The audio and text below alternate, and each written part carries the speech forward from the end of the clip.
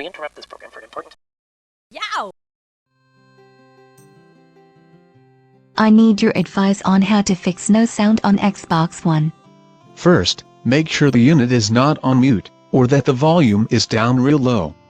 If you're using headphones, make sure they are plugged in and not muted. I've already checked that. Are you using your Xbox 360 headset with the Xbox One console? That is not compatible, so it either gets lousy sound, or no sound at all. I'd heard of that problem with third-party headsets, but I did not know that not even Microsoft's other Xbox headsets did not work with Xbox One.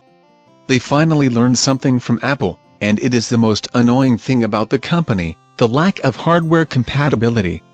What else can I check? Check the TV and HDMI connections by going to Menu, Settings, Display and Sound, TV connection. If the TV connection is HDMI, make sure the Xbox setting for the connection is HDMI. What else could it be? If the setting says DVI, you either need an optical audio cable for sound, or an HDMI cable and the right setting for the HDMI cable to work.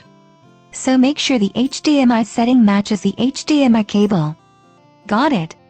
And make sure the HDMI audio is not off, in the digital audio section. Sometimes I hear things, but it does not sound right, muffled or just off. You may have the game audio down so you can hear chat, and chat volume turned down. Go to Settings, Display and Sound, Chat Mixer and alter the mix, so you hear what you want to hear. Probably what keeps me from hearing others breathing into the microphone. So set the chat audio to low and game volume to high. I can check that.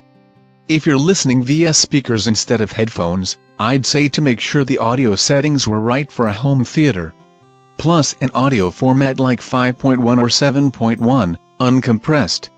I would not know the compression ratio to use.